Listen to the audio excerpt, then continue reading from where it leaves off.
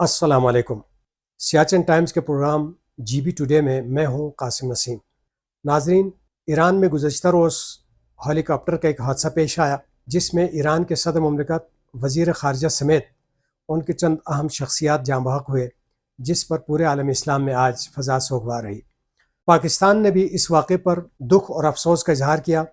सदर मुमलिकत और वज़ीर आज़म ने ताज़ियती पैगामात जारी किए, जिसमें पाकिस्तानी कौम और हुकूमत की जानिब से ईरानी कौम के साथ इजहार हमदर्दी और इजहार अफसोस किया गया।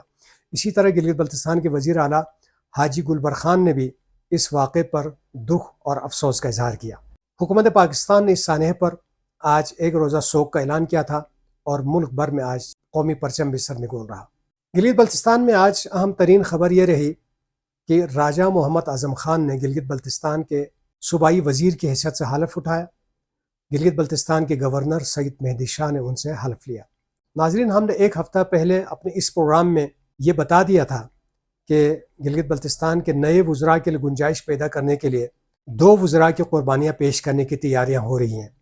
प्रोग्राम में यह इंकशाफ करने के चंद रोज़ बाद गिलगित बल्तिस्तान की सूबाई वज़ीर क़ानून व सूबाई वज़ीर सेहत सुहेल अब्बास शाह का इस्तीफ़ा सामने आया और जिसके 2 रोज़ बाद ही आज नए सूबाई वज़ीर ने अपने ओहदे का हलफ उठाया। तबसरा निगार इस खबर को इस हवाले से अहमियत दे रहे हैं कि राजा मोहम्मद आज़म खान वज़ीर आला के उम्मीदवार के तौर पर सामने आए थे जब खालिद खुर्शीद खान की हुकूमत माजूल हुई थी और उस वक्त इनको अरकान असम्बली की अक्सरियत की हिमायत भी हासिल थी।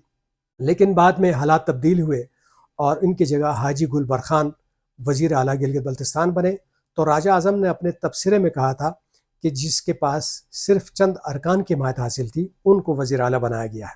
मुअर्रिख यकीनन इस पर सवाल उठाएगा कि ऐसे क्या हालात थे कि चंद महीनों के अंदर ही जिसके पास अरकान असम्बली की अक्सरियत हासिल थी और जो ख़ुद वज़ीर आला के उम्मीदवार थे, आज वो सूबाई वज़ीर बनने पर आमादा हुए।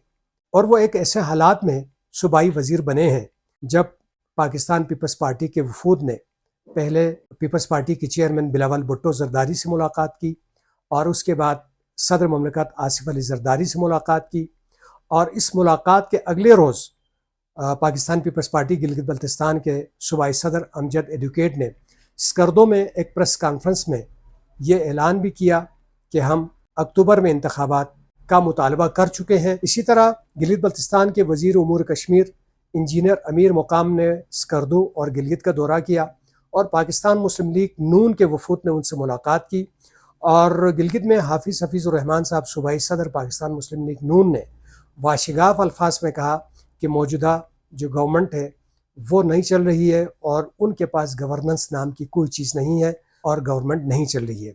और जब ये चीमगोयाँ हो रही हैं कि अक्टूबर में इंतखाबात होने के इम्कानात हैं तो ऐसे में नए वज़रा की काबीना में शमूलियत यकीनन सवालात उठाते हैं और आने वाले हफ्ते गिलगित बल्तिस्तान की सियासत के हवाले से यकीनन अहम तरीन होंगे। तो लम्हा ब लम्हा गिलगित बल्तिस्तान में रोनुमा होने वाली सियासी तब्दीलियों से मुतल्लिक जानकारी के लिए देखते रहिएगा सियाचिन टाइम्स का प्रोग्राम GB टुडे।